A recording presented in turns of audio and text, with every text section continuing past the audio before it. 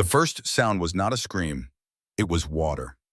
Cold mountain water rushing over stone, endless and indifferent, the way it had for 10,000 years before Cyrus Blackwood was born, and the way it would for 10,000 more after he was gone. He stood knee-deep in Bear Creek, washing blood from his hunting knife, watching red dissolve into clear.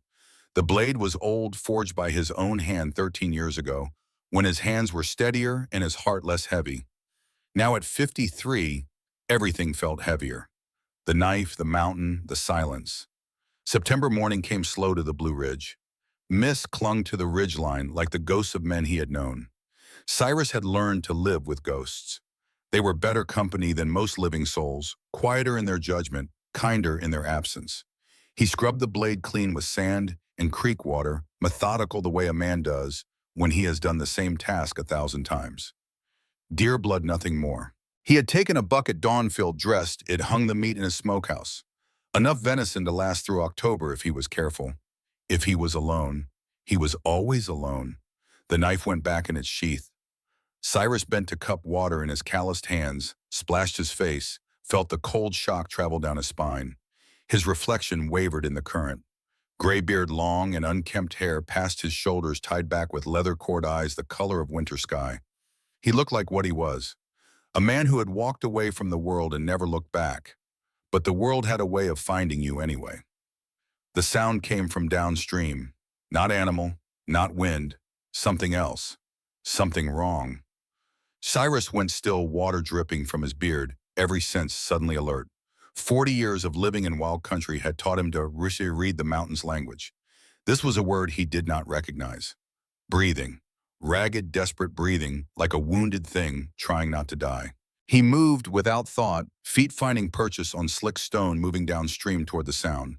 The creek bent around a stand of hemlock, widened into a shallow pool, where he sometimes saw otter in the evening. No otter now, just a body, a woman's body face down in the shallows. Cyrus was beside her before his mind caught up to his legs. He turned her over, young, maybe 27, maybe 30. Hard to tell beneath the bruising. Her face was a canvas of violence. Split lips, swollen eye blood, matted in dark hair. She wore the black habit of a nun, torn and filthy, soaked through.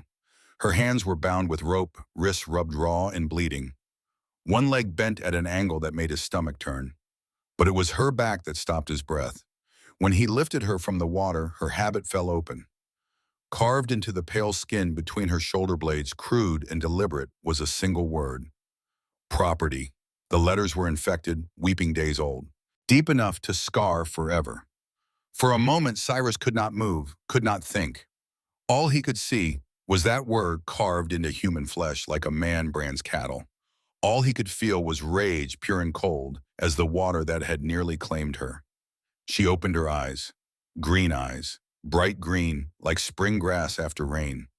They fixed on his face with an intensity that pierced straight through him. Her lips moved. No sound came out, but he could read the shape of the words. Please don't let them find me. Then she was gone again, unconscious, limp in his arms. Cyrus Blackwood stood in that creek with a dying woman in his arms and made a choice. It was the kind of choice a man makes once in his life, if he is lucky. The kind that draws a line through everything that came before and everything that comes after. He could leave her, walk away, go back to his cabin and his solitude, and let the mountain take her the way it took everything eventually. No one would know. No one would blame him, but he would know, and he was so tired of knowing. The memory came whether he wanted it or not, a small face 8 years old, his son, his youngest boy, dying of fever in a canvas tent while a man in black robes said God's will be done. Father McKenna had refused medicine because Cyrus could not pay. Benjamin had died coughing blood, calling for Ma, for Pa, for anyone who would make the pain stop. Cyrus had spit on God's will 13 years ago. He would spit on it now. He carried her upstream, 3 miles through old-growth forest over deadfall and stone-climbing elevation with 110 pounds of dead weight in his arms. His shoulder screamed. His lungs burned. He did not stop, could not stop, because somewhere in the fog of pain and exertion he saw another face, Benjamin's face. And 2 years before Benjamin, there had been James, his oldest, also taken by fever, while Father McKenna talked of God's plan and reached for payment first and prayer second. The cabin appeared through the trees like a memory made solid. Rough-hewn logs, cedar shake, roof stone chimney, breathing thin smoke.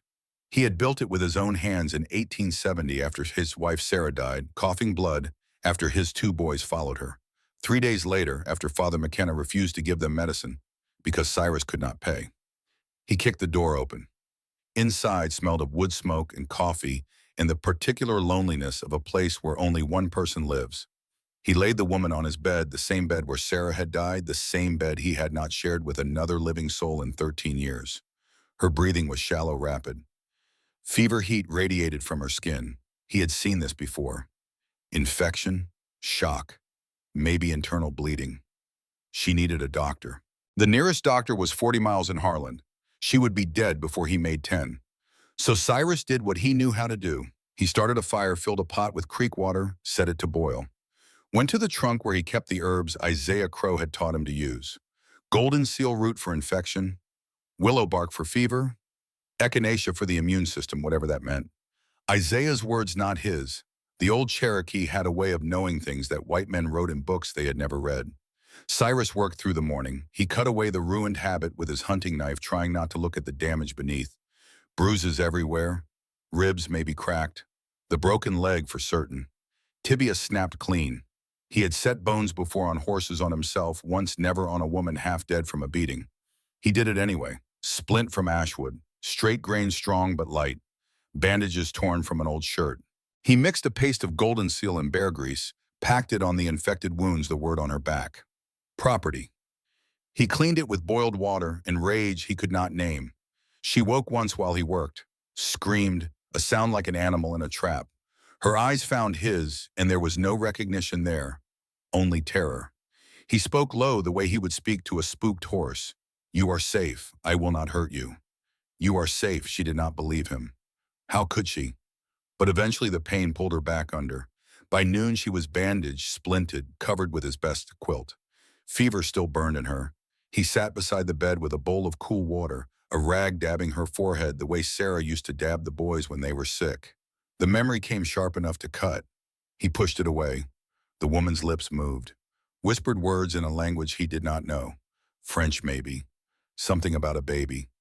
"Je suis désolé, mon bébé." Over and over. "I am sorry, my baby." Cyrus wrung out the rag and wondered what kind of hell this woman had walked through to end up dying in his cabin. 3 times that first day he tended her. Morning when he found her, noon when he changed her bandage, evening when he spooned thin broth between her cracked lips. She barely swallowed. Most of it ran down her chin, but he tried. 3 times a day. Like a prayer. Like penance. Night came to the mountain. Cyrus lit a lantern, fed the fire, sat in his chair by the hearth, and watched her breathe. In, out. In, out. Each breath a small miracle. Each moment another chance for her body to decide whether to live or die.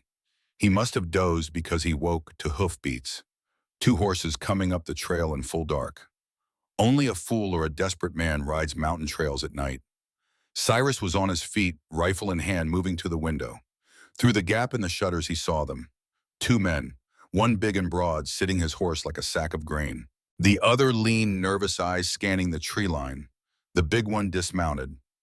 Sheriff Warren Blake. Cyrus recognized him even in moonlight. Hard not to recognize a man that size, that shape. Blake had been sheriff of Harlan County for 15 years, and in all that time, Cyrus had never trusted him. Something in the eyes, something bought and paid for. The lean one stayed mounted. That was interesting. Blake knocked, 3 hard raps that echoed through the cabin like gunshots. Cyrus opened the door 6 inches, rifle visible, message clear. "Evening, Warren." The sheriff's voice was gravel and whiskey. "Been a long time." "Not long enough." "What do you want?" Blake's eyes flicked past him, trying to see inside. "Looking for something. Looking for someone. We are searching for a woman, none. From St. Helena Convent. Dangerous. Killed one of the sisters. We think she might have come this way." Cyrus kept his face stone. Did not think, just reacted. "Have not seen anyone. Just me and the deer." "You sure about that?" Blake took a step closer. "Because we got hounds. We got tracks. They lead right to Bear Creek, right to your hunting ground. Creek washes away tracks, you know that." The lean rider shifted in his saddle, spoke up for the first time. Boss, if he says he has not seen anyone, he has not seen anyone. Something in that voice was familiar. Cyrus looked closer, saw the face in the moonlight, and felt time collapse. Ethan Stone. 20 years younger than when Cyrus had last seen him, but the same man, same eyes. They had served together back in '63 on the Oregon Trail. Cyrus had been wagon master. Ethan had been a green kid from Pennsylvania, barely 16, who nearly got himself killed by Sioux raiders. Cyrus had pulled him out of that fight, took an arrow meant for him, saved his life. Looked like Ethan remembered. Blake glared at his deputy but backed off. All right, but if you see her, you bring her in. There is a reward. $800 dead or alive. He climbed back on his horse, paused. Woman is dangerous, Cyrus. Possessed. You see her, you put her down like a rabid dog. That is a kindness. They rode off. Cyrus stood in the doorway until the hoofbeats faded, until the mountain swallowed the sound of them.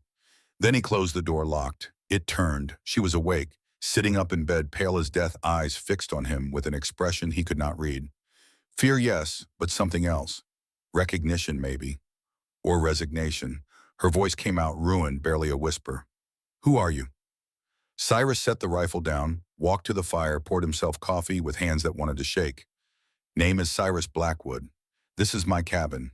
You are safe here. She tried to laugh. It came out as a cough that doubled her over in pain. Safe, there is no such thing. Maybe not, but you are alive. That is something. She looked at her bandaged hands, her splinted leg, the quilt covering her. Then at him. Really looked at him for the first time. Saw the gray beard, the hard eyes, the rifle by the door. Saw a man who lived alone and wanted it that way. Why did you help me? Cyrus stared into his coffee, saw his reflection dark and distorted. Because I did not help someone once and they died. The silence stretched. Outside, wind moved through the pines. An owl called. The fire popped.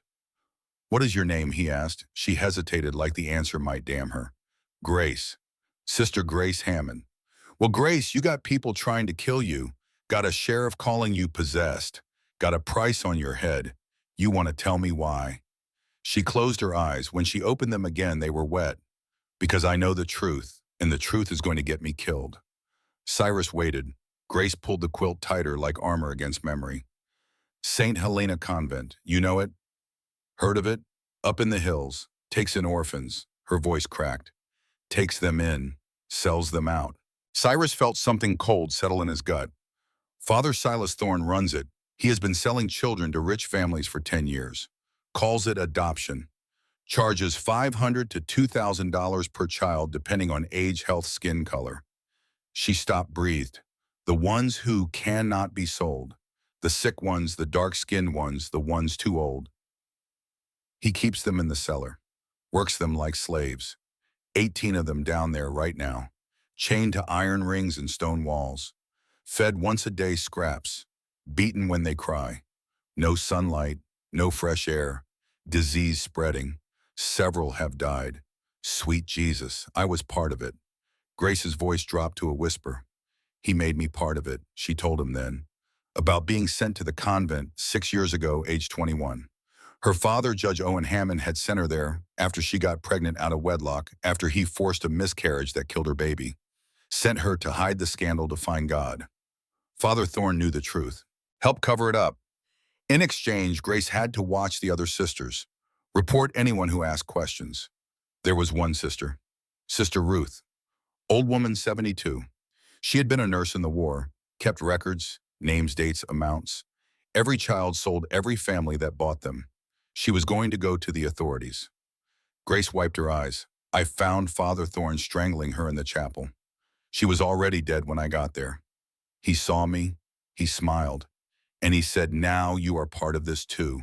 What happened then? He told the sheriff I killed her. Told everyone I was possessed. Dangerous. Sheriff Blake took me to the woods, him and 2 others. They beat me, carved that word into my back to teach me about ownership. Then they threw me in the creek to drown. But you did not drown. No, she looked at him. You found me. Cyrus stood, walked to the window, looked out at the dark mountain. Those children, they still at the convent, 18 of them in the cellar. He turned. Something in his face must have changed because Grace flinched. Two of them, she said quietly, are named Daniel and Emma Reed. The world stopped. Cyrus heard his own heartbeat, felt it in his throat, his ears, his fingertips. Say that again.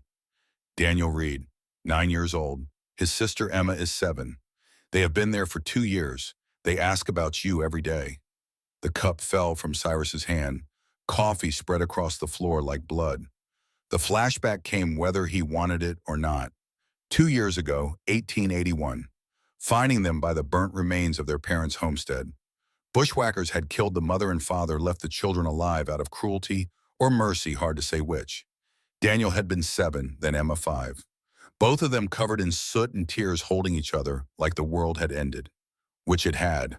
Cyrus had taken them in, not legally, not officially, just took them, built them a room off the cabin, taught Daniel to track, to shoot, to read the mountain, read stories to Emma every night until she fell asleep. For 2 years he had had a family again. For 2 years he had believed maybe God was not entirely cruel. Then Father Thorn came with papers, legal documents, forged or real, Cyrus never knew. Said the children needed proper education, needed the church, needed God's guidance. Cyrus had no papers, no legal claim, just love. And love meant nothing to the law. Daniel had cried, begged, "Pa, do not let them take me. Pa, please." Cyrus had stood there, tears running into his beard, and watched them load his children into a wagon. Because that is what the law said. Because he was nobody, just a man alone on a mountain. He looked at Grace now, voice hollow. "You are telling me they are locked in a cellar, yeah? You are telling me Thorne is selling them? He already has buyers. A family in Philadelphia. They leave in 5 days. 5 days." Cyrus walked to his trunk, opened it. Inside were things he had not touched in years. His old Colt revolver. Box of ammunition. The clothes he had worn when he led wagon trains west before the fever took everything that mattered. $300 in gold coins. His life savings.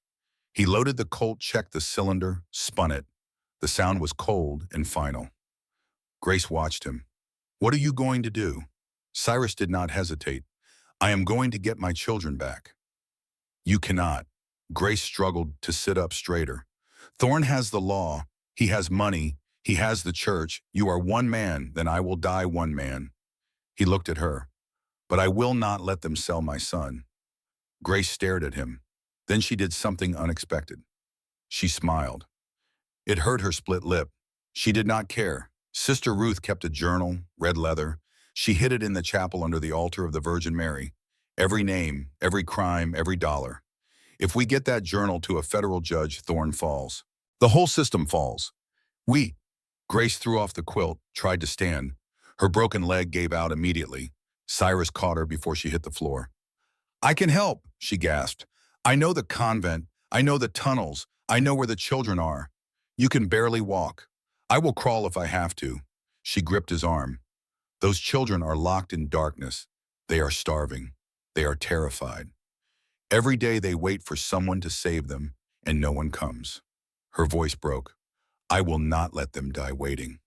Cyrus looked down at this woman who had been beaten, carved, drowned, and left for dead, who could barely stand but wanted to walk back into hell. He thought about Daniel. He thought about Emma. He made his decision. "All right, but we do this my way. We plan it. We get help. We do not just charge in and die. Who is going to help us?" As if in answer there was a knock at the door. Different from Blake's knock, softer. 3 taps, pause, 2 taps. Old signal from the war. Cyrus opened the door. Ethan Stone stood there, hat in hand, looking older than he had 2 hours ago. "Boss," he said quietly, "we need to talk." Inside. Ethan sat by the fire. Grace stayed in bed watching. Cyrus stood, arms crossed. "You wearing a badge, Ethan. You work for Blake, but you are here." White Ethan stared into the flames. "Blake came back from the woods 3 nights ago. Had blood on his boots. I asked him what happened. He said he put down a mad dog. Next day the convent reports a Sister Grace dead. Killed Sister Ruth, they said. Threw herself in the creek out of guilt." Pause. "But you did not believe it?" "No." Ethan looked up. "I did not believe it because I know Blake. I know the kind of man he is, and I know what kind of man you are, boss. You would not hide a killer, but you might hide someone running from one." "Smart, I try." Ethan pulled something from his coat, a folded poster. Wanted notice. He handed it to Cyrus. The paper showed a rough sketch of Grace. The text read, $800 reward Sister Grace Hammond wanted for murder. Return alive to Father Silas Thorne. Cyrus passed it to Grace. She looked at her own face, her own death warrant, and laughed bitterly. Alive. They want me alive because dead women cannot confess to crimes they did not commit. Ethan said Thorne needs you to confess publicly. Then you will die of guilt or accident or whatever story he invents. Rose crumpled the poster, threw it in the fire, watched her face burn. So what now? Now Cyrus said, we make a plan. Ethan, you know the law. What do we need to take down Thorne evidence? Witnesses, and a judge who cannot be bought. We have got witnesses, 18 of them. We have got evidence, a journal. He looked at Ethan. You know a clean judge, Ethan thought. Judge Edmund Harris, Federal Circuit. He is in Charleston right now. Old school, honest. If we can get to him with proof, he will act. Charleston is 4 days' ride. 5 days until the children are sold. Grace said, we do not have time for Charleston. Then we do both. Cyrus started pacing. Ethan rides to Charleston tonight, gets the judge, brings him back.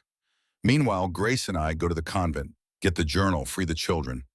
We meet in Harlan in 4 days with evidence, witnesses, and a judge. That is insane, Ethan said. You are talking about breaking into a convent, assaulting church officials, kidnapping children, all while wanted for murder. I am talking about saving 18 lives. You will need help. You cannot do this alone. There was another knock. This one was not soft. It was deliberate. One strike. The sound of a man who does not need to knock twice. Cyrus opened the door. Isaiah Crow stood there. 68 years old. Cherokee. Tall and straight as a pine. His right hand was bandaged, had been for 2 years since the accident with the sawmill. His eyes were black and bottomless. I heard horses, Isaiah said. I smell trouble. He looked past Cyrus at Grace, at Ethan. Now I see I was right. Come in, old friend. Isaiah entered, looked at Grace, looked at Cyrus, understood everything without being told. That was Isaiah's gift. Understanding. The white woman is dying. She is healing. Cyrus corrected. Same thing sometimes. Isaiah sat cross-legged by the fire. Did not ask permission. Never did. You plan to fight? Yes. The church? Yes. You will lose. Probably. Isaiah smiled. First genuine smile Cyrus had seen in weeks. Good. I was getting bored. Grace stared at the old man. Who are you, Isaiah Crow? Friend of the mountain. Teacher of this fool. He nodded at Cyrus. Survivor of the Trail of Tears. And currently the only reason Cyrus knows which plants heal and which kill. I taught him everything he used to save you. So in a way, you owe me your life. He looked at her seriously. I accept payment in tobacco and whiskey. Despite everything, Grace smiled. The four of them sat there in the firelight. A mountain man wanted by no one. A nun wanted for murder. A deputy betraying his sheriff. An old Cherokee who had already lost everything. It should have felt hopeless. Instead, it felt like the beginning of something. Cyrus pulled out a rough map he had drawn of the region. St. Helena Convent here. My cabin here. Harlan here. Charleston here, Mom. Ethan, you leave tonight. 4 days to Charleston and back with Judge Harris. Can you make it if I kill 3 horses maybe? Kill 6 if you have to. We need that judge. What about the rest of us? Grace asked. We rest tonight. Tomorrow Isaiah gathers supplies. Rope, food, weapons, I prepare. Day after tomorrow, Grace and I leave for the convent. We go in at night, get the journal free, the children get out before dawn. And if something goes wrong, Ethan asked, then we improvise. Cyrus looked at each of them. I will not lie. This might get us all killed. If you want out, now is the time. No one moved. Isaiah spoke. The spirits told me 13 years ago that I would live to see you smile again. Cyrus Blackwood. I have not seen it yet, so I will stay until I do. Ethan stood. I owe you my life, boss. Time I paid that debt. Grace said nothing, just met Cyrus's eyes and nodded. It was settled. Ethan left first, riding hard for Charleston.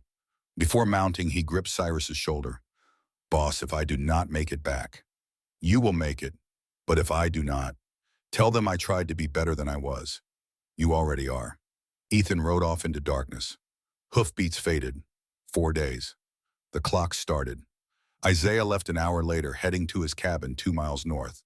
Promised to return at dawn with supplies. Cyrus and Grace were alone again. She needed sleep, needed rest. But first she needed to say something. In the cellar, she whispered, "There is a girl, Emma Reed. She is blind in one eye." The other sisters hit her when she cried. "When you see her, tell her Sister Grace says she is the bravest little girl in the world. Tell her I am sorry I could not protect her. Tell her someone is coming who can." "I will tell her."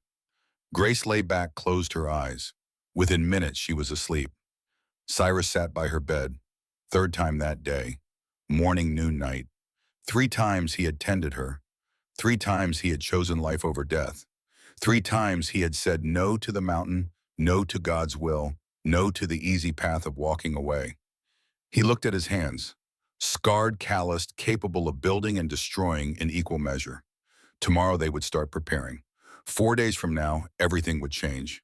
He extinguished the lantern, sat in darkness, listened to Grace breathe, and the fire crackle, and the wind move through the pines. And for the first time in 13 years, Cyrus Blackwood felt something that was not grief. He felt purpose. Outside, the mountain held its breath. The stars wheeled overhead. A wolf howled somewhere in the high country. All the world waited for dawn. In 4 days, a man would walk into a church and demand justice. In 4 days, 18 children would learn that miracles do not always roar. Sometimes they just whisper 3 times a day until you are strong enough to stand on your own. Dawn came cold to the mountain. Cyrus woke in his chair by the dying fire neck, stiff rifle across his lap. Old habits. A man who sleeps unarmed in wild country does not wake up old. He fed the fire, set coffee to boil, checked on Grace. She slept fitful fever down, but breathing shallow. Her splinted leg looked better. The infection in the carved word on her back had stopped spreading. Small victories. They had 3 days before the children were sold to the Philadelphia family. 3 days to do the impossible. Isaiah arrived as the sun cleared the ridge, leading a mule packed with gear. The old Cherokee moved through the forest like smoke, appeared at the cabin door without sound or warning. He unpacked methodically. Coiled rope, hemp and strong. Dried venison wrapped in oilcloth. Cornmeal in canvas sacks. 2 additional rifles, older percussion models but clean and functional. A leather pouch of cartridges. Another pouch of mixed herbs, roots, and dried leaves Cyrus half recognized. "For the woman," Isaiah said, gesturing toward Grace. "She walks tomorrow or she does not come. This will help." "What is it?" "Devil's club root. Reduces swelling. Also tastes like sin, so she will hate you." Isaiah allowed himself a thin smile. Good for character. They spent the morning in preparation. Isaiah drew a detailed map in the dirt outside the cabin, using stones and sticks to mark positions. St. Helena Convent sat on a limestone ridge 15 miles east, surrounded by cleared farmland on 3 sides. The fourth side, north face, dropped into a ravine thick with birch and hemlock. No approach in daylight without being seen. But the land remembered its secrets. "Here," Isaiah said, pointing to the ravine. "Old silver mine. 1852, maybe 53. Went bust before the war. Tunnel runs under the ridge. Comes up near the convent foundation. How near? 20 feet from the cellar wall. Maybe less." Isaiah looked at Cyrus. "Grace told you about this." She mentioned tunnels. The sisters used them during the war. Hid deserters, runaway slaves, anyone running from something. Isaiah scraped another line in the dirt. "Entrance here. 300 paces straight. Junction left turn. Another 100 paces to a brick wall. Old cistern foundation, loose bricks. Behind that, the cellar. You have been inside long time ago, when your wife was still alive." Samuel met his eyes. Different war, different ghosts. They walked the route in daylight, and Cyrus and Isaiah leaving Grace to rest. 15 miles through broken country, ridges and hollows, creek crossings where water ran cold and clear over limestone shelves. They found the mine entrance exactly where Isaiah remembered. A black mouth in the hillside, half collapsed, choked with deadfall and 20 years of leaf litter. They cleared it enough to pass. Inside, the tunnel was tight, low ceiling, water pooled on the stone floor. Timbers sagged overhead, rotted in places, but still holding. The air smelled of earth and time and absolute darkness. Cyrus lit a candle stub. The flame pushed back shadows, but not far. They moved through the tunnel, counting paces. At 300, the passage split. Left tunnel descended, narrower ceiling, lower still. At 400 paces, the brick wall appeared. Old masonry Civil War era mortar crumbling. Isaiah pressed on the center section. It gave. Not much, but enough. This is it, Isaiah said. On the other side, 18 children in chains. Cyrus put his hand on the bricks, felt cold stone, felt the weight of what they were about to do. Can they make it through, the children? If they want to live, they will make it. They returned to the cabin by a different route, wider loop, checking sight lines and approach angles. The convent stood visible from 3 miles out. White stone walls catching afternoon sun. Cross on the chapel rising black against blue sky. Beautiful if you did not know what happened inside. Cyrus had learned that beauty and evil often wore the same face. Grace was on her feet when they returned. Barely, she had managed to cross the cabin twice using the walking stick, each step a negotiation with pain. Isaiah watched her, said nothing, then brewed the Devil's Club tea. The cabin filled with a smell like turpentine and rotted bark. Grace drank it without complaint, gagged once kept it down. Again, Cyrus said. She looked at him with those green eyes gone hard. You enjoy this, I enjoy you living. Walk. She walked 10 steps, 15. Collapsed into the chair, breathing like she had run a mile. Cyrus waited. When her breathing steadied, he made her stand again. This time 20 steps. She fell at 18. He caught her, set her upright, made her finish. She cursed him in French and English, impossibly Latin. He did not care. In 2 days, she would need to walk a mile underground in darkness. Either she could or she could not. His job was making sure she could. That evening, Isaiah brought news. He had scouted the convent perimeter while Cyrus worked Grace. 6 guards visible, dogs, maybe 4 kept in kennels on the east side. Father Thorne had been seen that afternoon walking the grounds with Sheriff Blake. They talked for an hour about what Isaiah could not say, but both men looked worried. They know someone is coming, Isaiah said. They do not know who or when, but they know. Then we move faster than they expect. Fast does not matter if you are dead. Isaiah poured coffee, strong and bitter. We need a distraction, something big enough to pull every guard north while you go in from the south. What kind of distraction? Fire. Isaiah said it simple, like he was discussing weather. North wing of the convent, old wood frame construction, kerosene and rags. It will burn like a pine torch. Every man on that property will run to save it. And you will set this fire, I will. Alone is how I work best. Cyrus studied his old friend. 68 years old, right hand, half crippled from a sawmill accident. Walking into danger because Cyrus asked. He wanted to say something. Thank you did not cover it. Isaiah seemed to understand anyway. I have lived 3 lifetimes already, the old Cherokee said quietly. Died twice, still here. The spirits are not done with me yet. He smiled. Besides, someone needs to make sure you smile before I go. Have not seen that in 13 years. I am owed. They planned through the night. Cyrus drew maps, checked gear-loaded weapons. Grace practiced walking until her leg bled through the bandages. Isaiah prepared his fire materials. Kerosene in sealed bottles, rags soaked and wrapped tight in oilcloth. At midnight, they rested. 2 hours of sleep, maybe 3. At 1 in the morning, Cyrus woke to dogs. Isaiah was already at the window, ear to the ground. Hounds, many, coming fast, maybe 2 miles out. Can you ride, Cyrus asked Grace. I can barely walk, then we hide. Isaiah was already moving. Take Grace, go to my cabin, 2 miles north, stay hidden. What about you? I will lead them away.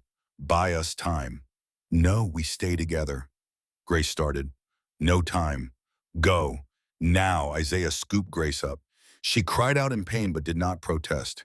He disappeared into the forest like smoke. Cyrus alone. He grabbed his rifle, blew out the lantern, waited in darkness. The hounds arrived first. 4 bloodhounds baying, circling the cabin. Then Blake with 6 men, torches lit, surrounding the cabin. Cyrus Blackwood. Blake's voice carried across the clearing. We know you got the nun. Send her out. Nobody gets hurt. Cyrus did not answer. You got 10 seconds. Then we burn you out. Blake started counting. 10, 9, 8. At 3, Cyrus fired a shot through the window. Deliberate miss over their heads. Message clear. I am here. I am armed. Come get me. Blake's men scattered to return fire. Bullets ripped through the cabin walls. Log walls held but splintered. Cyrus moved. Not at the window anymore. At the back wall. He kicked out a loose board he had prepared years ago. Always have an escape route. Slipped out into darkness. The forest chase began. Cyrus ran. Not panic. Controlled. Leading them away from Isaiah's direction. Hounds picked up his scent, followed. Blake's men followed the hounds. Cyrus knew these woods. They did not. He waded upstream 100 yards to break the scent trail. Passed through dense deadfall the hounds could not follow. Doubled back, circled behind them. Climbed a rock outcrop they could not reach with horses. By 3 in the morning he had lost them. He sat on the ridge, watched torches below, frustrated searching. Blake's voice echoed. Find him. I want him found, but they would not tonight. Cyrus waited until dawn, then moved. He arrived at Isaiah's cabin as the sun broke. Smaller than his own, single room, but warm, defended. Grace slept on Isaiah's bed, exhausted from pain and fear. Isaiah made coffee. You lose them for now. Blake knows I am helping her. He will keep hunting. Then we work faster. Isaiah handed Cyrus coffee. Drink. Then we scout. The situation had compressed. They had 3 days left. Today, September 15th, reconnaissance. Tomorrow, September 16th, final preparation and Grace's training. Day after September 17th, infiltration at night. September 18th, Ethan returns with the judge. September 19th, children sold if they failed. Blake complicates things. Cannot go back to your cabin. Burned or watched. Must operate from here. Harder, more dangerous. But no choice. Morning scout. Cyrus and Isaiah left Grace sleeping. 15 miles to the convent through terrain that fought them every step. Limestone ridges where water ran underground. Dense forest where old growth blocked the sun. They moved like ghosts, 2 men who knew wilderness intimately. Isaiah taught as they walked. See this broken twig. Man passed here yesterday. Heavy, walking fast. This disturbed leaves. 3 men, armed. Patrol, Blake's men. They are guarding approaches. They used ridge lines, stayed in heavy cover, moved slow. Silence over speed. 3 miles out, the convent became visible through trees. White stone 3 stories, Gothic revival architecture. Black cross on the chapel rising 40 feet. Bell tower on the north wing. Surrounded by cleared farmland 150 acres. Walls limestone blocks 2 feet thick. East-southwest faced open farmland, no cover. North faced a ravine dropped 200 feet into thick forest. Only viable approach. Isaiah's eyes sharper than Cyrus's counted guards. 8, not 6. 2 at the main gate east, 2 at the chapel entrance south. 4 mobile patrols, dogs 6, not 4. Blake warned them. Security doubled. This just got harder, Cyrus said. Everything worth doing is hard. Another 2 miles circling wide and they found the mine entrance in the ravine north face. Black mouth in the hillside. Half collapsed. They cleared the entrance again just enough. Inside, the technical realities became clear. Tunnel conditions. Height 5 feet 6 inches at the peak. Must stoop. Width 4 feet. Single file. Floor uneven rock water pooled. Timbers rotted in places, holding in others.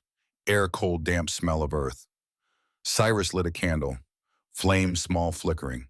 Darkness absolute beyond its reach. They counted paces carefully. Isaiah leading, Cyrus following. At 100 paces, ceiling lowered to 5 feet. At 200, water deeper, ankle deep. At 300, the passage split. Decision, left tunnel. Isaiah remembered. Left tunnel descended 10 degrees. Narrower, 3 feet wide. Ceiling dropped to 4 feet 8 inches. Must crawl in some sections. Technical dangers became apparent. Bad air. Cyrus tested with the candle. Flame stayed steady. Air good enough. Collapse risk. He tapped timbers. Some solid, some soft. Marked the weak sections in his mind. Water depth, never more than 6 inches. Passable. At 500 paces total, the brick wall. Civil War era masonry. Mortar crumbling with age and moisture. Height 8 feet. Width full tunnel width. Thickness unknown. Center section different. Newer mortar, 10 or 15 years old. Poorly done. Bricks loose. Isaiah pressed the center section. It gave. Maybe half an inch. But it gave. This is it. Cyrus put his hand on the bricks. On the other side cellar, 18 children in chains. Can they make it through, the children? Isaiah looked at the tunnel behind them. 500 paces, dark, tight, flooding in places. If they want to live, they will make it. Return journey, different route, wider loop. From the tree line 3 miles out, Isaiah's sharper eyes assessed the north wing. Wood frame construction older than the main building. Dry timber weathered. Windows 8 on the ground floor. Kerosene lamps visible inside. Guard barracks, perfect for fire. East side dog kennels with 6 dogs. Stables with 12 horses. Equipment sheds. South side chapel entrance. Heavy oak doors. Stained glass windows. West side kitchen wing. Chimney smoking. Service entrance. Guard patterns. Mobile patrols every 30 minutes circuit the building. Change shifts 6 in the morning, 2 in the afternoon, 10 at night. Night guard reduced to 4 men after 10. Best time to strike. 3 in the morning, minimum guards, maximum darkness. Before dawn.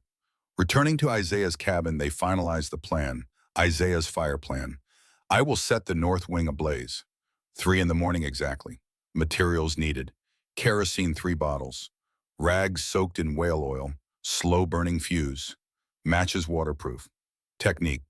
3 entry points on the north wing. East corner window ground floor. Center window ground floor. West corner window ground floor. Each gets a bottle of kerosene and oil-soaked rags. Fuse connects all 3.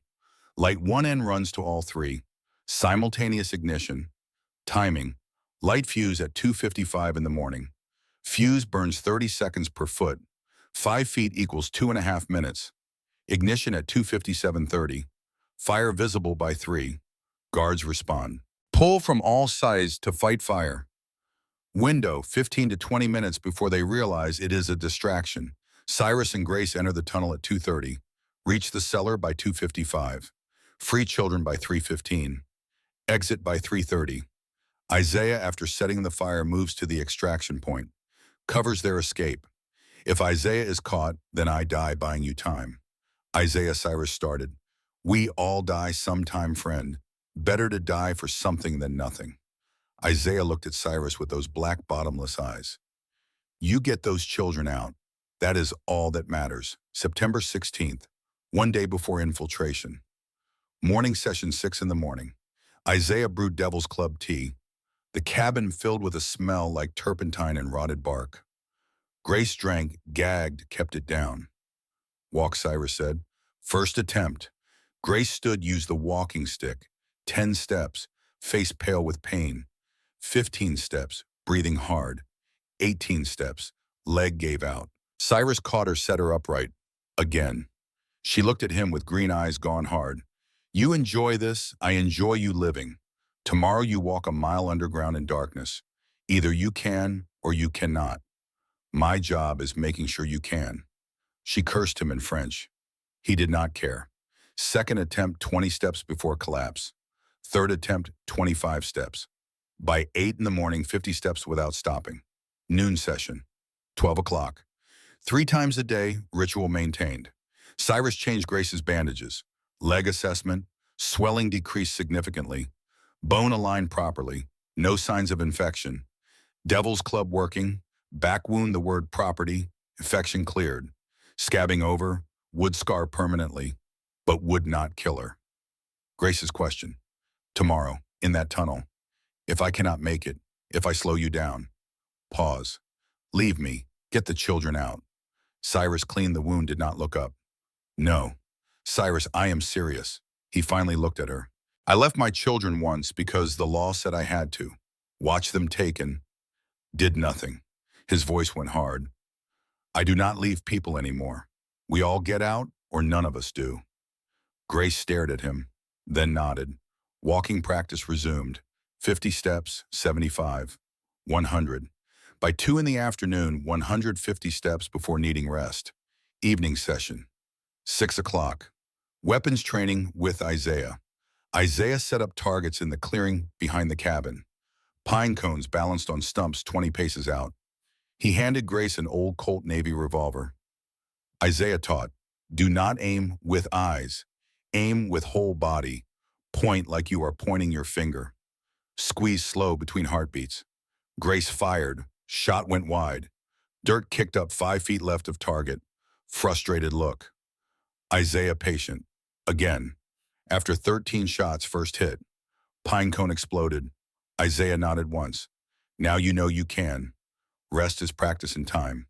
Pause. Unfortunately, we are short on both. Walking practice final session. By 8 in the evening, 200 steps without stopping. Legs screaming, face gray with pain. But she did it, Cyrus watched. Tomorrow, 1 mile. Mostly crawling. Absolute darkness, you will make it. How do you know? Because you already died once. Came back. 1 mile is nothing compared to that. Cut to Blake's camp 5 miles from Isaiah's cabin. Blake had 10 men now more deputized. Maps spread on ground marking search patterns. Blackwood is somewhere in these mountains, Blake told his men. Old Cherokee too, Isaiah Crow. They got the none. We have searched South Quadrant, West Quadrant. Nothing. Tomorrow we search the North Quadrant. Crow's cabin is up there. I know it. Deputy spoke. What about the convent Father Thorne expects us? Thorne has his own guards. We find Blackwood first. Bring him in, then deal with the nun. Orders, split into 3 teams, sweep north ridges at dawn. Anyone sees smoke tracks, anything signal with rifle shot. Back to Isaiah's cabin 9 at night. Isaiah returned from scouting. Blake's camped 5 miles south. 10 men, moving north tomorrow. Will they find us, Cyrus asked. Eventually. Question is when. Pause. We need to move tonight, before dawn, before Blake's sweep. The timeline compressed. Original plan leave tomorrow night, September 17th. New plan leave tonight, September 16th. 12 hours early, complications. Grace not fully healed. Isaiah had not gathered all supplies. No final reconnaissance. Riskier. No choice. We leave at midnight, Cyrus said. 3 hours, 9 at night to midnight. Rushed preparation. Gear check, Cyrus Winchester with 15 rounds plus 45 spare. Colt revolver 6 rounds plus 24 spare. Bowie knife, rope 50 feet, hemp 1 inch. Small hammer and cold chisel for chains. Oil lantern turned low. Canteen. Canvas pack. Grace. Walking stick. Knife Isaiah gave her. Canvas pack with bandages and medicine. Warm clothes. Isaiah's old shirt and pants. Hair braided tight, tucked under a hat. Isaiah. Fire materials. 3 bottles kerosene. Oil-soaked rags. Slow burn fuse 15 feet. Waterproof matches. Percussion rifle. Tomahawk. Fighting knife. Canvas satchel. Food. Jerky. Hardtack. Dried fruit. Enough for 2 days. Final briefing. Isaiah drew in the dirt. Tunnel entrance here. 500 paces to cellar. I set fire here. He pointed at the north wing. 3 in the morning exactly. You free children here. He pointed at the cellar. By 3:15, extraction point here. Old Dawson Farm 10 miles west. By dawn. Ethan meets us in Harlan, noon September 18th. Question Cyrus asked. What if Blake finds us before we reach the tunnel, Grace said. Then we fight. And probably die. Isaiah paused, but we try anyway. Midnight, September 17th. They left Isaiah's cabin, moon 3/4 full, bright enough to see, not so bright they cast long shadows. Formation. Isaiah leading Cherokee stealth-nosed terrain. Cyrus middle protecting Grace. Grace following limping but steady. 15 miles through wilderness. Technical navigation. Hour 1 midnight to 1 in the morning. Follow ridge spine, avoid valleys where Blake might camp. Cross 2 creeks, Wade do not use bridges. Avoid game trails too obvious. Use North Star for bearing. Hour 2, 1 to 2 in the morning. Terrain rougher, steeper climbs. Grace struggling, but does not complain. Stop twice for her to rest 5 minutes each. Isaiah scouting ahead, checking for patrols. Near miss with Blake's patrol. At 1:30, Isaiah raised fist. Stop. Points ahead. Through trees torchlight. Voices. 3 men. Blake's patrol. They are camped across the route, 50 yards away. Isaiah hand signals. Wide detour. North. 400 yards. Adds 20 minutes but safer. They move like ghosts. Absolute silence. Pass within 100 yards of Blake's men. Never seen. Hour 3, 2 to 2:30 in the morning. Convent appears through trees. White stone in moonlight. Windows mostly dark. 2 lanterns and east wing guard posts. Beautiful and terrible. They circle wide to the north ravine. 2:30 in the morning. Mine entrance. This is where I leave you, Isaiah said. Looks at Cyrus. You have 45 minutes. Reach the cellar. Free children. Start moving back. At 3 fire starts. Guards respond. That is your window. Hand Cyrus a pocket watch. Watch the time. Do not be late. Cyrus takes the watch. Looks at his old friend. Wants to say something. Thank you, insufficient. Isaiah understands anyway. Smile when you get back. He disappears into the forest like smoke. Cyrus and Grace alone. Cyrus lights the oil lantern wick very low, just enough to see. To Grace. Stay close. Watch your head. Step where I step. If you need to stop, squeeze my shoulder once. Twice means emergency. How will you know I squeezed if you are ahead, your hand stays on my shoulder entire time? I will know. Grace puts her hand on his shoulder. They enter the tunnel. The descent. Technical and tense. First 100 paces. Conditions. Ceiling 5 feet 6 inches, both must stoop. Width 4 feet, single file. Floor wet, slippery limestone. Temperature drops to 52 degrees. Sound their breathing, water dripping, boots splashing. Grace's breathing controlled. Scared but managing. 100 to 200 paces. Ceiling lowers to 5 feet. Water deeper 4 inches. Cyrus feels Grace's hand squeeze once. Stop. He stops, turns. Just need a second, Grace whispers. Leg cramping. He waits. Counts to 30. Her hand relaxes. They continue. 200 to 300 paces. Darkness absolute beyond the lantern's small circle. Feels like the tunnel closing in. Walls pressing. Grace's breathing changes. Faster. Shallower. Panic starting. Cyrus does not turn, just talks. Low calm. Grace. Listen to my voice. Just my voice. Not the walls. Not the dark. When I was 8, my pa took me in a cave. I panicked. Could not breathe. He told me dark cannot hurt you. Only fear of dark can. So breathe. In through nose, out through mouth. Count to 4 each way. Grace tries. In 2, 3, 4. 2, 3, 4. Breathing steadies. They continue. 300 paces junction, left tunnel, descends. Even narrower, ceiling 4 feet 8 inches. Next 200 paces must crawl in sections. Cyrus crawls. Lantern in left hand, rifle dragging behind. Grace follows using walking stick as a probe. Water 6 inches deep in low sections. Soaks through clothes. Ice cold. At one point, timber overhead creaks. Dust rains down. They freeze. Timber holds. Continue. 500 paces total. Brick wall appears in lantern light. Cyrus checks the watch. 2:55. 5 minutes ahead of schedule. Good. Sets lantern down. Works fingers into the gap Isaiah showed him. Center section loose. Pulls. Sound brick scraping, brick. Loud in enclosed space. Stops. Listens. Nothing beyond the wall. Pulls again. Section comes away. Heavy. Awkward. Behind it, darkness and warmer air. Smell of human waste and fear. The cellar. Cyrus squeezes through the gap first. Rifle ready. Lantern raised. The cellar reveals itself. 30 feet square. Stone walls. Low ceiling 7 feet. And children. 18 children chained to iron rings and stone walls. Ages 4 to 12. Condition filthy, have not bathed in weeks. Underfed bones visible. Scared eyes hollow. Some sleeping on thin blankets.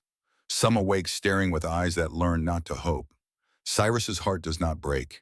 It shatters into pieces too small to count. Grace squeezes through behind him. Gasps. Hand over mouth. Tears start immediately.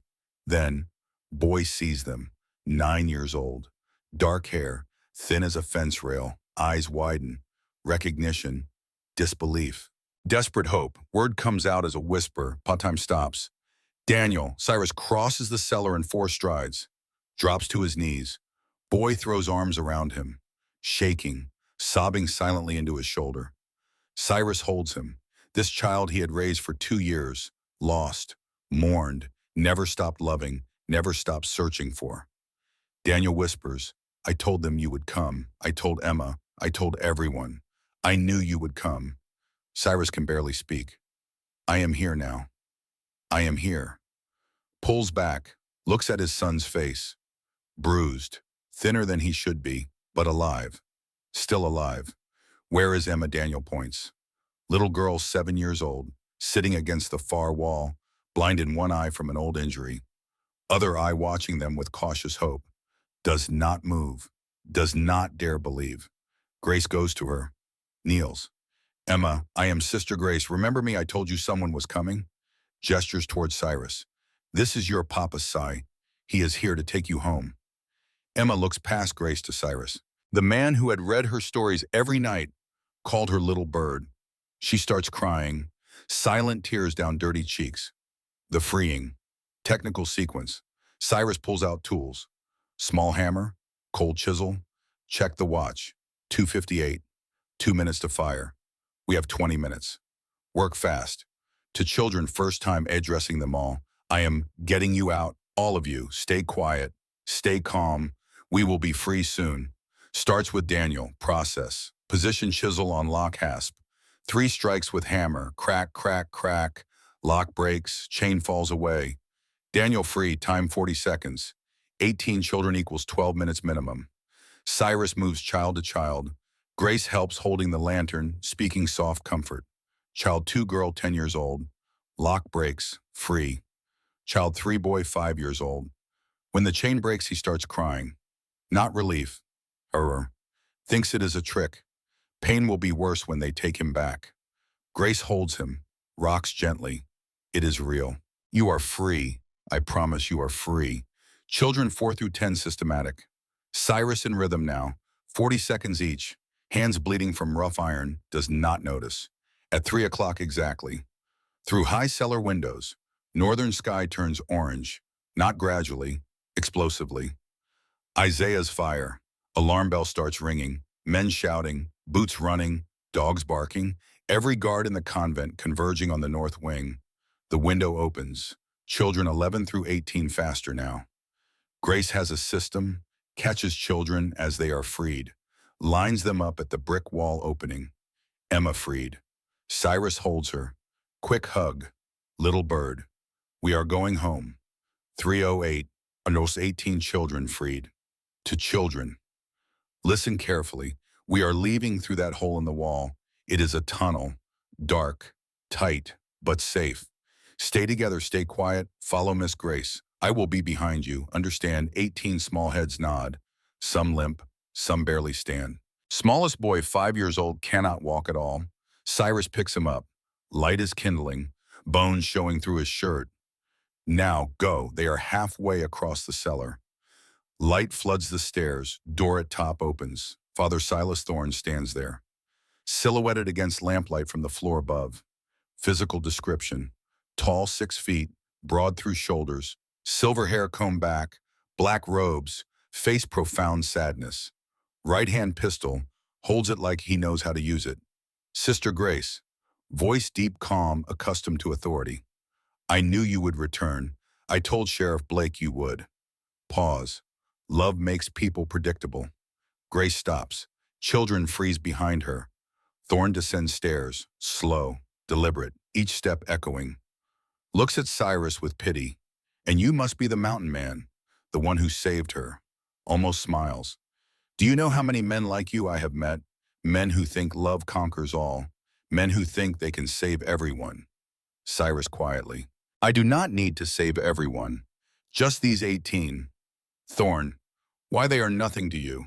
Orphans. Refuse. Children no one wants. Cyrus. They are children. That is enough. Thorne's philosophy. Moral complexity. Is that really enough? I have dedicated my life to these children. I feed them, clothe them, find them homes with families who can provide real futures. Points at Cyrus with pistol. Education. Opportunity. What can you give them? Your cabin in the woods. Poverty, ignorance, Cyrus. Freedom. Thorn laughs. Terrible sound, not cruel, genuinely amused. Freedom. The war cry of every fool who mistakes chaos for liberty. These children do not want freedom. They want structure. Someone to tell them what to do, where to go, how to be. Looks at children with sad eyes, I provide that. Grace, you sell them. Like livestock. Thorn. Face hardens. I place them strategically with families of means. Yes, I charge fees. Those fees keep this convent running. Keep other children alive. Voice cold. It is economics, Sister Grace. Supply and demand. I supply what the world demands. Grace. You killed Sister Ruth.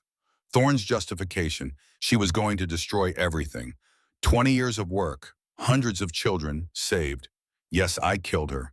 One old woman to save hundreds of young lives. That is not murder. That is mathematics. That is sacrifice. Standoff. Cyrus edges hand toward rifle. Slow. Careful. Thorn. Pistol tracks movement instantly. Do not. I will shoot you, Mr. Blackwood. And then these children will watch you bleed out on this floor. Is that what you want, to traumatize them further? Above, fire alarms still ringing. Men shouting. Chaos. Cyrus calculates. 7 yards to Thorn. Pistol aimed at Chisin. Cannot miss. Winchester on shoulder. Would take 2 seconds to unsling. Too slow. Thorn will shoot. Thorn's offer. What do you want, Father? Grace asks. Thorn's eyes soften, looking at her. You come back willingly. Help me explain this to authorities. We will say you were confused, traumatized. We will say the mountain man kidnapped you and the children. I will protect you, like I have always protected you. Grace, like you protected me when you had me beaten and drowned Thorn. That was regrettable. Blake exceeded his authority. Will not happen again. Grace takes a step forward. Voice goes cold. I would rather die than help you hurt one more child. Thorn raises pistol, aims at her heart. Then you will die. I am sorry it came to this. His finger tightens on the trigger. Explosion from above. Not gunshot. Bigger. Secondary explosion. Fire reached something. Ammunition store, kerosene reserve. Tire building shakes. Timbers groan. Dust rains from ceiling. Blake and deputies instinctively look up. Cyrus moves. In 2 seconds. Unslings Winchester. Brings it to shoulder. Fires from 7 yards. Shot takes Thorn in the right shoulder. Spins him sideways. Pistol clatters to stone floor. Thorn staggers. Grips shoulder. Blood welling between fingers. Face shows shock, then pain, then rage. Grace screams to children. Run through the wall. Run now. Children scatter like startled deer, streaming toward the brick wall opening. Thorn lunges for fallen pistol with left hand. Cyrus fires again. Hits Thorn in left leg. Thorn goes down, screaming. Grace herding children through opening. Go, go, go, Daniel, help your sister. Daniel leading Emma by hand. Into tunnel. Other children following. Above. Another massive explosion. Building coming down. Thorn on floor. Bleeding, screaming. You are destroying God's work. These children need me. Cyrus walks to him. Looks down. They need freedom more than they need you. Turns. Runs for wall opening. Last glimpse. Thorn trying to crawl towards stairs. Blood trail behind him. Building shaking apart above. Cyrus squeezes through wall gap. 500 paces. 18 children. Absolute darkness. Building collapsing above. Grace leading with lantern. Children streaming behind her like a river of small shadows. Cyrus taking rear. Carrying smallest boy, 5 years old, on shoulders. Extreme tension. First 200 paces. Children banging into walls. Crying. Terrified. Water ankle deep, ice cold. Soaking everyone. Above them, muffled explosions. Rumbling. Ceiling shaking. It is tunnel collapsing. Cannot tell. Emma cannot see well, one eye blind. Keeps stumbling. Daniel stays with her. Hold my hand, Emma. I got you. Grace. Keep moving. Do not stop at junction 300 paces. Right turn. Children starting to tire. Smallest ones crying. Older ones trying to help. Grace's leg bleeding through bandages. Does not stop. 400 paces. Behind them. Sound of pursuit. Voices echoing in tunnel. Not Blake. Someone else. Thorne's guards entering tunnel from cellar. Voices. They went this way. Follow them, Cyrus. Faster, move faster. He sets down the smallest boy. Daniel, carry him. Daniel picks up little boy. Cyrus turns, kneels, Winchester ready, waits. Through darkness behind, lantern light appearing. Getting closer, 2 guards.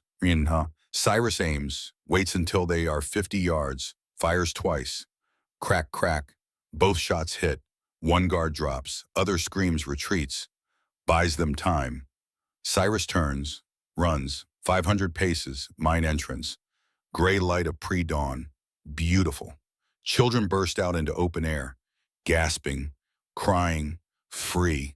Grace collapses against tree. Leg bleeding badly.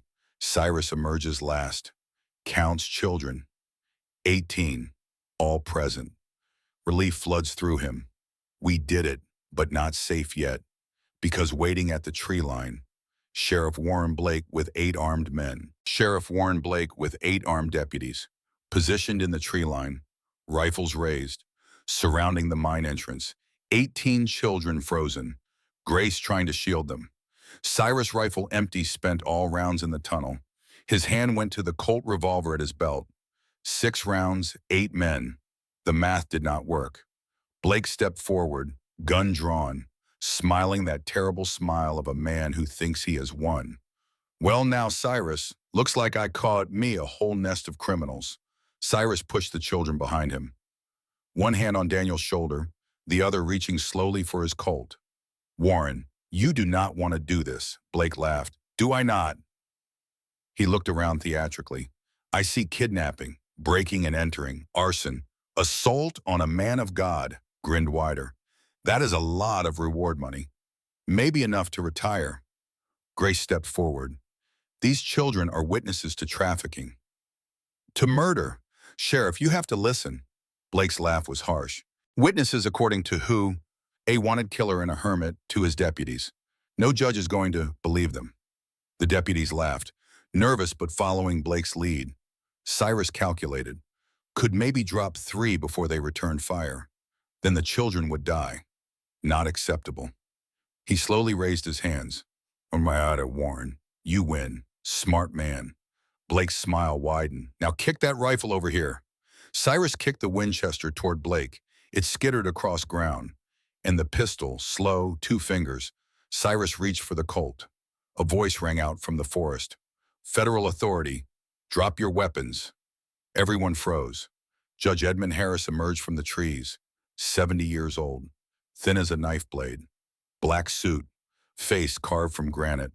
Behind him 4 United States Marshals, all armed with Spencer repeating rifles. And Ethan Stone. Deputy badge gone. United States Marshal star pinned to his chest. Blake spun. Judge Harris. You are not supposed to be. Harris. Voice cold as January. Sheriff Blake. I have been investigating you for 6 months. He pulled a document from his coat. Corruption, complicity in human trafficking, accessory to murder, attempted murder. Looked at the marshals. Arrest Sheriff Warren Blake and his men, all charges. The marshals moved. Blake's deputies threw down weapons immediately. Hands up, no fight in them. Blake himself tried to run, made maybe 10 feet. A marshal tackled him. Took 3 men to cuff him. Blake fought the entire time, screaming, you cannot do this. I am the law here. I am the... A marshal cut him off. You was the law. Now you are just another criminal. The children started crying, not from fear, from relief, from the realization it was finally over.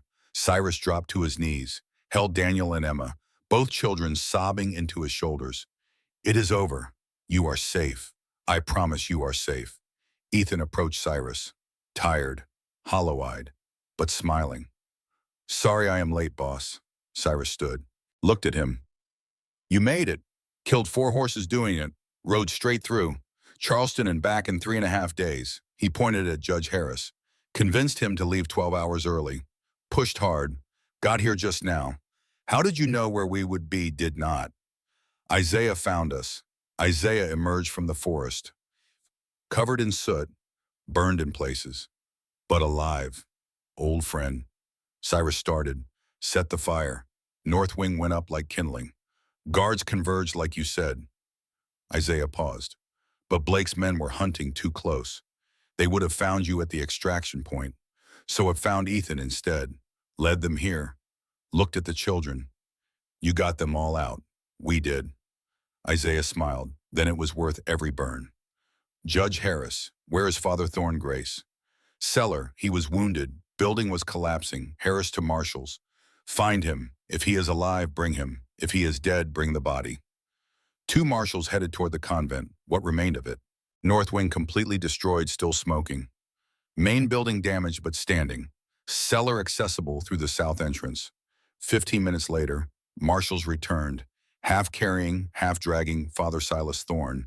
Condition, shot in a right shoulder, shot in left thigh, covered in dust and blood, face gray with pain and shock, but alive, conscious, eyes still sharp. He saw Judge Harris, tried to compose himself. Judge Harris, thank God you are here. These criminals broke into my convent, set it ablaze, shot me, kidnapped the children. Harris, save it, Father.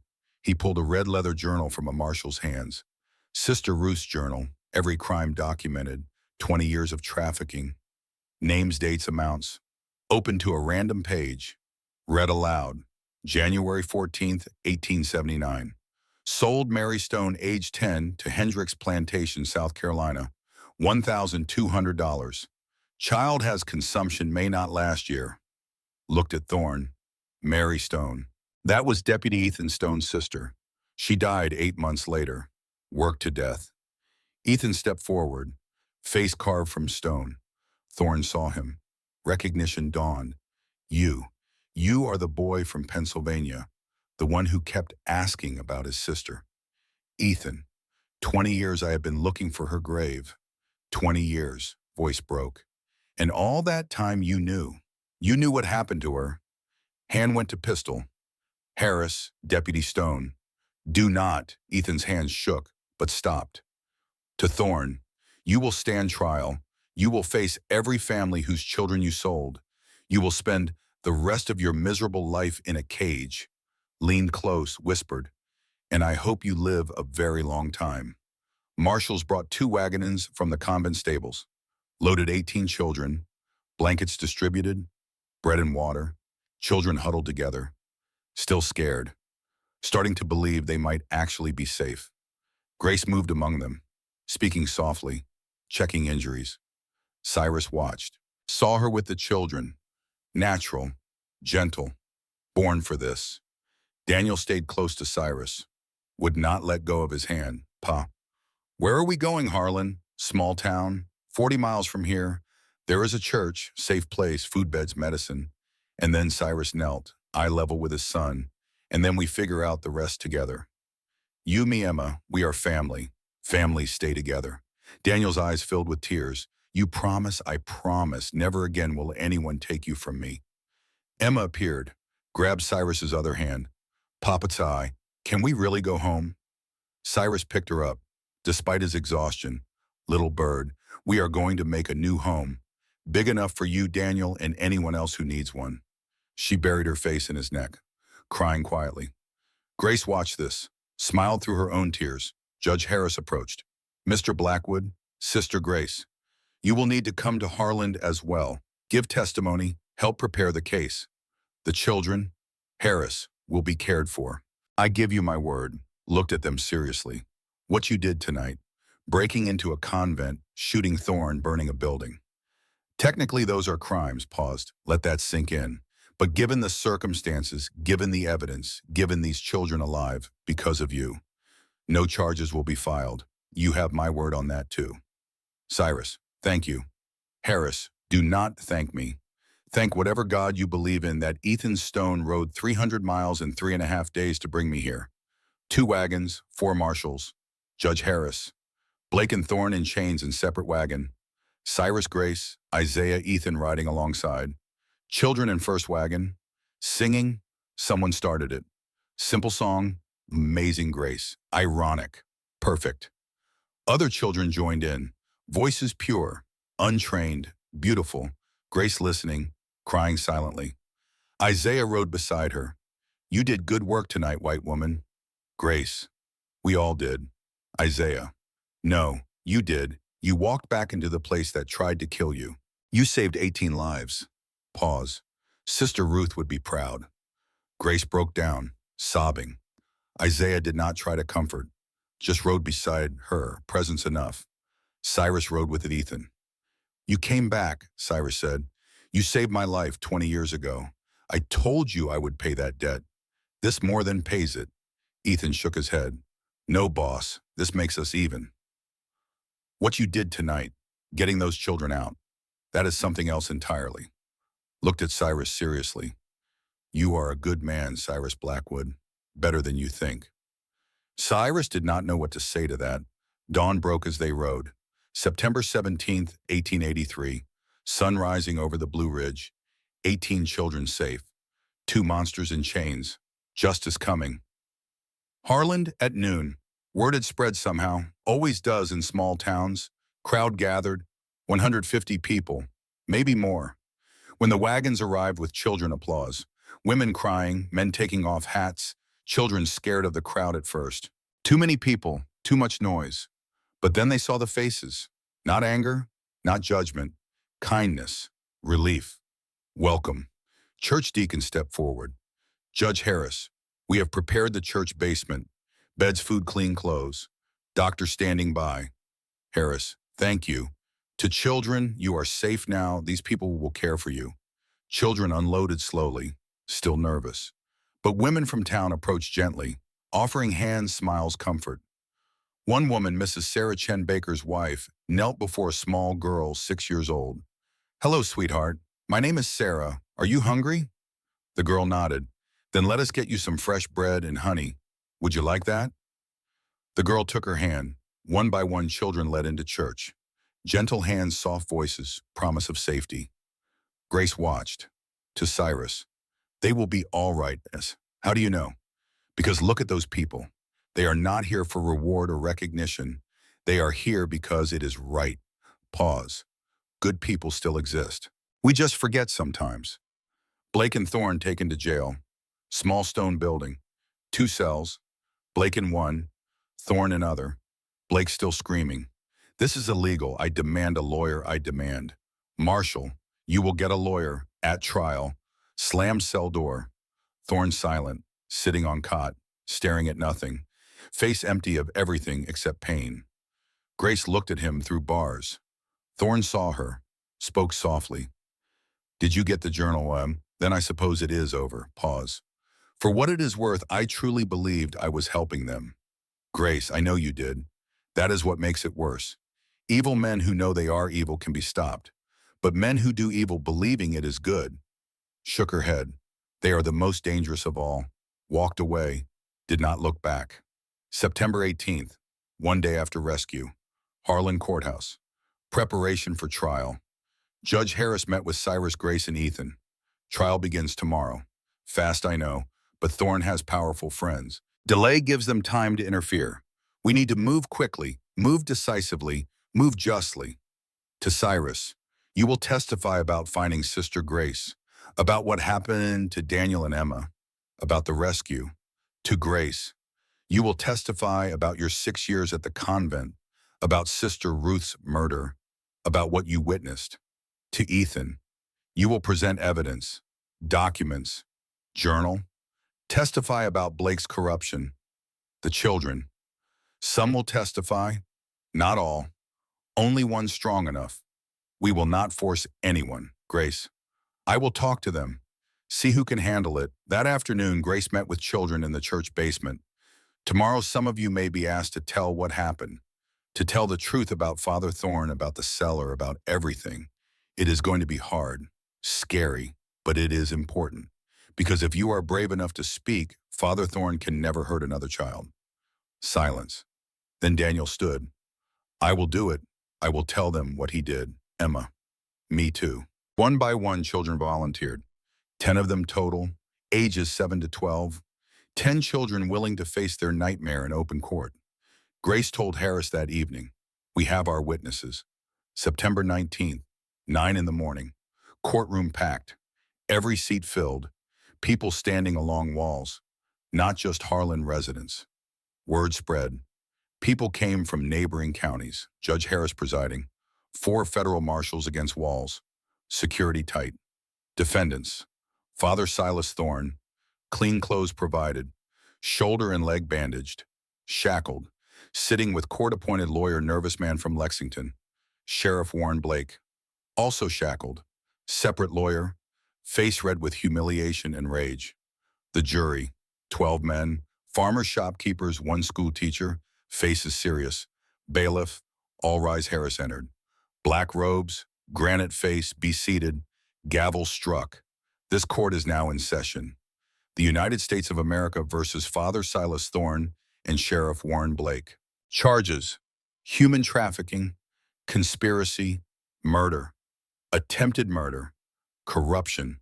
Looked at defendants. How do you plead? Thorne's lawyer. Not guilty, Your Honor. Blake's lawyer. Not guilty, Your Honor. Harris. Very well. Prosecution may begin. Federal prosecutor James Morrison. 50s, gray hair, sharp eyes, reputation for integrity. The prosecution calls Deputy Ethan Stone. Ethan took the stand. Sworn in. Morrison. Deputy Stone, how long have you worked for Sheriff Blake? 3 years. And during that time, did you ever suspect him of corruption? Yes, sir. Multiple times. Can you give examples? Ethan listed incidents. 1879. Blake arrested vagrant for theft. Man found dead in cell next morning. Suicide officially, but bruises on throat. 1880. Blake received $500 from logging company week before approving timber contract on disputed land. 1881. 3 prisoners disappeared from jail. No record of transfer, no record of release. Blake said they escaped, never investigated. 1882. Blake seen multiple times at St. Helena Convent meeting with Father Thorne. Always left with envelope. Morrison, what was in the envelope, Ethan? Money, I saw it once. $200 cash. Did you ask Blake about it? Yes. He said it was donation to church. Did you believe him? No, sir. Why not? Because a week later, 3 children were transferred from county orphanage to St. Helena Convent, against their will, crying, begging not to go. Pause. Blake personally oversaw the transfer. Jury shifted. Writing notes. Morrison. What happened 3 nights before the convent fire? Blake came back from woods. 2 in the morning. Had blood on boots. Did you ask him about it? Yeah. He said he put down a mad dog. Did you believe him? No, sir.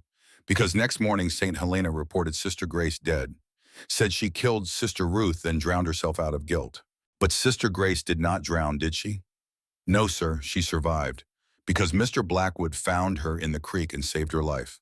Morrison, no further questions. The prosecution calls Sister Grace Hammond. Grace walked to the stand, limping still, but head high, back straight, sworn in. Morrison, Sister Grace, how long were you at St. Helena Convent? 6 years. And during that time, what did you witness? I witnessed Father Thorne sell children to wealthy families. I witnessed abuse. I witnessed murder. Morrison, let us start with the trafficking. How did it work? Grace explained. The process. Orphans taken from county homes, from streets, from parents who died, brought to St. Helena under guise of education and care. Sorted. Healthy, light-skinned young equals sold quickly, $500 to $2,000. Sick, dark-skinned, older equals kept in cellar, worked as labor. Buyers. Rich families from Philadelphia, Boston, Charleston, sometimes further, would visit, inspect children like livestock. Father Thorne would parade the good ones, the pretty ones, the quiet ones. Families would choose. Money would change hands. Child would leave. Morrison, what happened to children who were not sold? Grace's voice dropped. They stayed in the cellar, chained, fed once a day, beaten if they cried. Some died, pneumonia, fever, starvation. Father Thorne would say they passed in their sleep. God's will. Jury horrified. Several women in audience crying. Morrison, Sister Ruth, tell us what happened. Grace testified about murder. Sister Ruth was nursed during war. She kept records. Every child sold, every amount, every buyer. She was going to authorities. Pause. Breathe. I found Father Thorne strangling her in the chapel. October 12th, 1882, 11 at night. She was already dead when I got there. He saw me. He smiled. Said, "Now you are part of this too, Morrison." What did he mean that I had witnessed murder? That I was complicit? That if I told anyone, he would say I did it? Morrison, what happened after Grace testified about her beating? Father Thorne told Sheriff Blake I was dangerous, possessed, had killed Sister Ruth. Blake took me to the woods. September 14th, 1883. Night. Him and two others. They beat me, pulled down collar, showed fading bruises. They carved the word property into my back. Courtroom gasped. "Morrison, Your Honor, may Sister Grace show the jury Harris, if she is willing." Grace stood, turned, lowered dress back, modest just enough. Jury saw, property carved between shoulder blades. Healing, scabbed, would scar forever. Courtroom erupted in shocked voices. Harris banged a gavel. Order Grace covered herself. Sat. Morrison. "What happened after they carved you? They threw me in the creek. To drown, but current carried me downstream. Mr. Blackwood found me, saved my life." Morrison. No further questions. Thorne's lawyer stood for cross-examination. "Sister Grace, is it not true you killed your own father?" "Yeah." "And is it not true you were sent to St. Helena because of that crime?" "Yes." "So you admit you are capable of murder." "How do we know you did not kill Sister Ruth?" Grace looked directly at jury. "I did kill my father." Judge Owen Hammond. "I poisoned him." Pause. Let that land. Because he had been raping me since I was 14. Because he forced a miscarriage that killed my baby. Because no one would stop him. Voice never wavered. "I am not asking you to forgive me. I am asking you to believe me. Those 18 children are real. Their suffering is real. And Father Thorne put them there." Courtroom silent. Lawyer sat down. No more questions. Morrison. The prosecution calls Daniel Reed. Daniel took the stand. 9 years old, thin, scared, but determined. Sworn in with child's oath. Morrison, gentle voice. "Daniel, can you tell us your name?" Daniel Reed. "How old are you?" 9. "Almost 10. "Daniel, do you know why you are here to tell the truth about Father Thorne?" "That is right. And I know this is scary, but you are very brave. Can you tell us what happened to you?" Daniel's testimony. 2 years ago, my ma and pa died. Bushwhackers killed them. Mr. Cyrus," pointed at Cyrus. "He found me and Emma, took us in. We lived with him for 2 years. He taught me to hunt to track. He read stories to Emma every night. Voice broke. He was our pa. Then Father Thorne came. Had papers. Said we needed proper education. Said law required it. Pa cried. I cried. Emma cried. But Father Thorne took us anyway." Morrison. "What happened at St. Helena?" Daniel described the cellar. "They put us in the basement. Dark, cold, chained us to walls, fed us once a day. Scraps, sometimes moldy bread, sometimes nothing. If we cried, they hit us, showed arm, scar. Sister Margaret hit me with wooden spoon. Said crying was weakness." Morrison.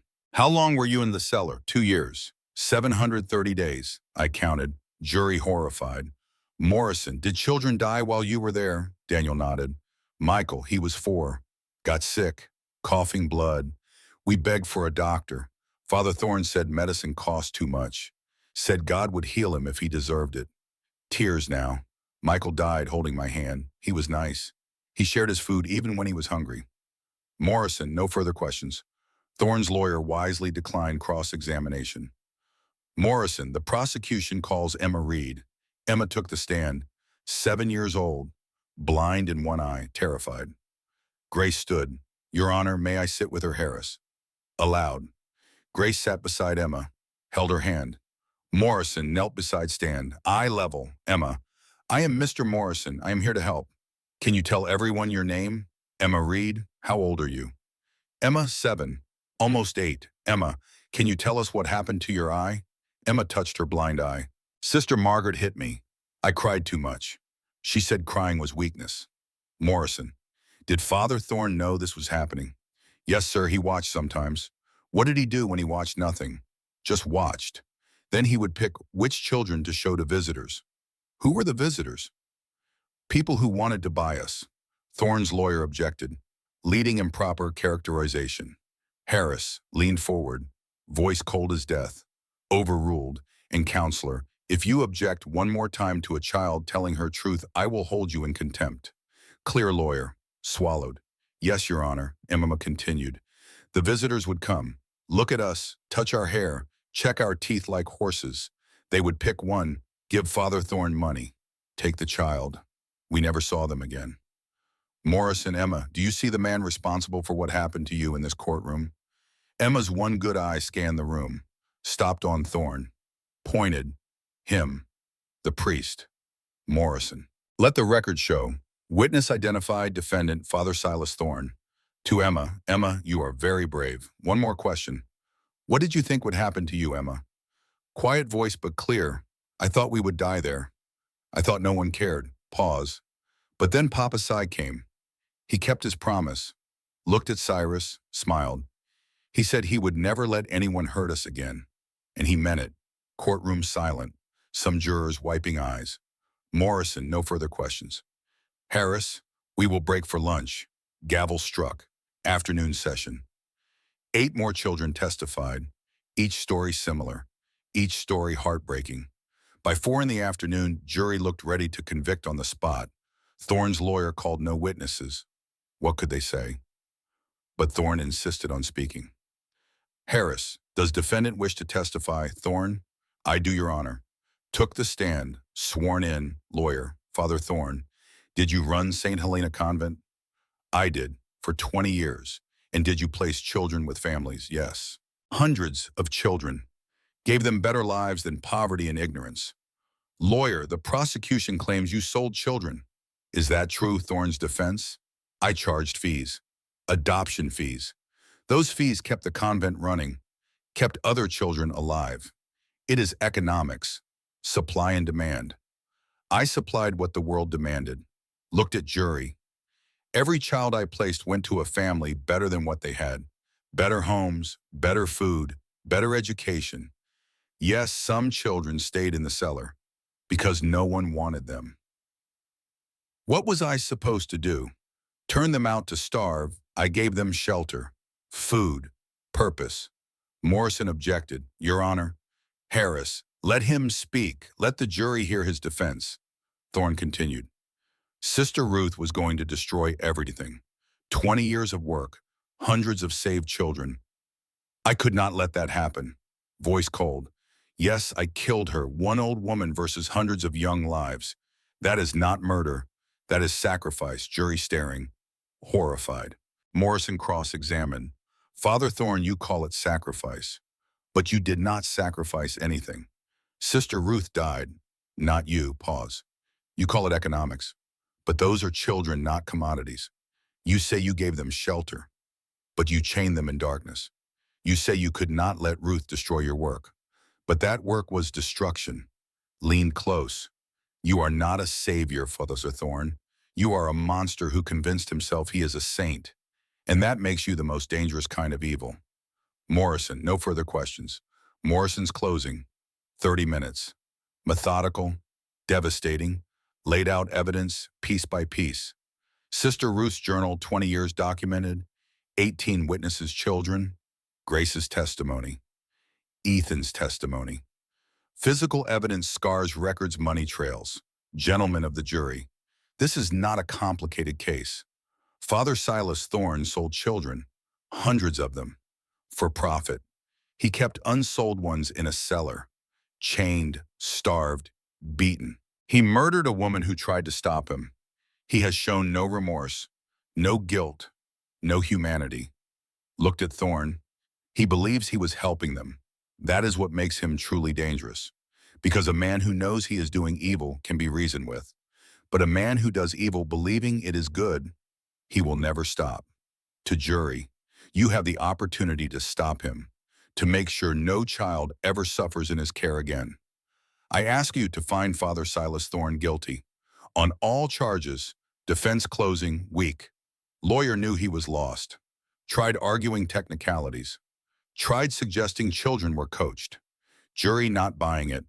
Harris, jury will deliberate. Jury left. Returned in 40 minutes. Foreman stood. We find defendant Father Silas Thorne guilty on all charges. We find defendant Sheriff Warren Blake guilty on all charges. Courtroom erupted in applause. Harris banged gavel but did not stop it immediately. Let them have the moment. Next morning, September 20th. Harris. Father Silas Thorne, please stand. Thorne stood, shackled, face empty. Harris sentencing. In 40 years on the bench, I have never encountered evil quite so banal. You feel no remorse, no guilt, nothing. You tortured children and called it education. You sold human beings and called it adoption. You murdered a woman and called it necessary. You have destroyed hundreds of lives, destroyed hundreds of families. Pause. And you believe you were helping them. Harris leaned forward. Father Silas Thorne, I sentence you to life imprisonment without possibility of parole for human trafficking. Additional 20 years for first-degree murder of Sister Ruth. Additional 15 years for conspiracy. Sentences to run consecutively. You will die in custody. You will never see daylight as a free man. May whatever God you claim to serve have mercy on your soul, because this court has none. Gavel struck. Guards led Thorne away. He did not look back. Blake sentencing. Harris. Sheriff Warren Blake, you betrayed every oath you ever took. You protected a monster. You participated in trafficking. You attempted murder. I sentence you to 20 years hard labor, to be served at federal prison in West Virginia. Blake. No, this is illegal, I demand. Harris. You demand nothing. Guards remove him. Blake dragged out screaming. It was over. Cyrus sat in the gallery, Daniel one side, Emma the other, held both their hands. It is finished. September 22nd. Harlan Town Square. 17 of 18 children had found families. Process was careful, thorough. Judge Harris and Grace interviewed each family, verified resources, character, intentions. One by one children placed. William 12 to farmer's family, Sarah 10 to teacher's family, James 8 to blacksmith's family, others to good homes, good people, each child knowing. If it goes wrong, if they are hurt, they can come back. Grace and Cyrus will help. Daniel and Emma stayed with Cyrus. No question, no debate. They were his children, legal papers just formality. Judge Harris helped expedite adoption. That evening, farewells. Isaiah preparing to return to cabin. You will be all right, old friend, Cyrus asked. I have survived worse. Besides, someone needs to keep the mountains safe while you are busy with children. Gripped Cyrus's shoulder. You did good work. Your boys would be proud. Meant Benjamin and James, who died 13 years ago. Cyrus, voice thick, thank you. For everything, Isaiah. Thank me, you are the one who smiled again. That is payment enough. Ethan staying as United States Marshal, assigned to Virginia region, will oversee enforcement. Keep an eye on things, boss, he asked Cyrus, always. They shook hands, warriors who fought together. 1 week later, September 29th, Cyrus stood in Harlan Land Office. Money from reward $800 for capturing Thorne, plus 300 life savings, 1,100 total. Clerk spread maps, looking for how much land. Cyrus, 50 acres, water, flat enough to build, room for house barn, maybe more. Grace beside him, her leg healed enough to walk without stick. Scars remained but fading. Clerk, got just the place. Shenandoah Valley, creek running through, 45 acres, $800. Cyrus looked at Grace. What do you think, Grace? I think 18 children just found homes because you fought for them, and I think 45 acres sounds like room enough for ones who might need homes in the future. Cyrus paid, signed deed, walked out owning land for first time since Sarah died. Daniel and Emma waited outside. We got land, Pa. We got land. Can we build a big house, Cyrus? That is the plan. Building montage. October through November. Team. Bruce, Daniel learning carpentry. Isaiah visiting. 10 volunteers from Harlan. Result. 2-story frame house, 6 bedrooms, wide porch, stone foundation, oak timbers, cedar shingles, cost 300 materials. Grace supervised, drew plans, made decisions. Men followed her directions without question. She had earned that authority through blood and courage. Finished early December, before first snow, moved in. Cyrus, Grace, Daniel, Emma. 4 people in house built for 20. felt empty. Grace, it will not stay empty long. 2 weeks later, first arrival. Woman appeared at gate, 24 years old, face bruised, pregnant, terrified, heard about place where women are safe, walked 20 miles to reach it. Grace met her at door. Is this the place? Yes. Come in. You are safe here. Woman's name Clara, beaten by husband, ran with nothing. Grace gave her room, clean clothes, food, hope. Clara stayed 3 months. During that time, 2 more women arrived, then another. By spring, 6 women and their children living at house. Grace taught them reading, keeping accounts, legal rights, self-defense. Cyrus taught practical skills, fix fences, plant gardens, handle weapons if needed. The rhythm, 3 times a day. Morning 6 in the morning. Cyrus woke household, built fires, started breakfast. Time for beginning. Noon. Gather for meal, share news, make plans. Time for community. Evening. After supper, children in bed, adults talked around fire. Time for healing. 3 times a day, every day. Choosing love over fear. Choosing presence over absence. Choosing life over death. September 14th, 1884. 1 year exactly after Cyrus found Grace in the creek. The house, now called St. Margaret Home after Sister Ruth, real name Margaret, had 2 buildings. Original house plus new dormitory building. Helped out 23 women and 31 children in past year. Cyrus, 54 years old, stood on porch watching sunrise. Daniel, 10, appeared beside him. Morning, Pa, morning, son. They stood together in comfortable silence. Daniel, Pa, are you happy? Cyrus thought about it. Happy was complicated. Isaiah returned to his cabin, visited monthly health declining, but spirit strong. Ethan wrote occasional letters. Martial work kept him busy. Benjamin and James, his dead sons, still hurt, always would. But Daniel beside him, Emma safe, Grace alive and strong. 23 women found sanctuary, 31 children safe. Cyrus, getting there, getting closer every day. Emma appeared, carrying a baby, one of the resident women's infants. Papa Sai, baby is awake. Took baby, rocked gently, natural. Grace emerged, coffee in hands, stood beside Cyrus, watched sunrise together. Grace, hard to believe it has been a year. Feels like yesterday. Feels like a lifetime. Grace, we did something good here. You did this. I just provided land. Grace shook her head. No, you found me dying in a creek. You chose to save me when you could have walked away. You risked everything to free those children. Looked at him seriously. This exists because of you, Cyrus. This exists because of us. All of us, Isaiah, Ethan, you, me. All of us choosing to show up.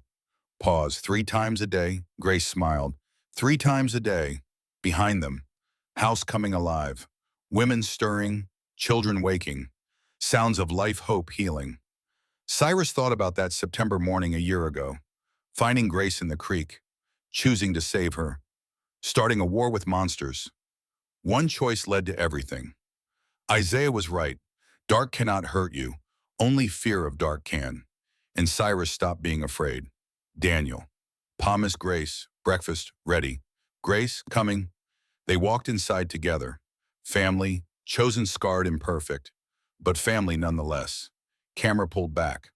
Through window, see them around table. Laughing, eating, living. Fade to black on warm scene.